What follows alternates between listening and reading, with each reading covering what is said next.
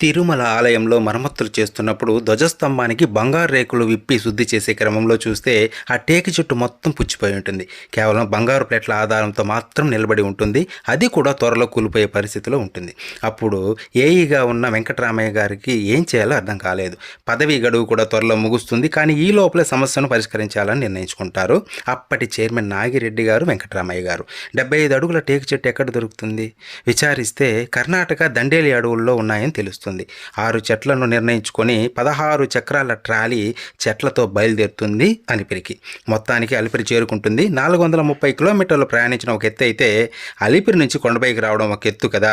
ఈ ప్రయాణంలో పెట్టగోడలు, కొండ చర్యలు చాలా విరిగి పడతాయి. ఎట్టకేలకు ట్రాలీ తిరుమల చేరుకుంటుంది.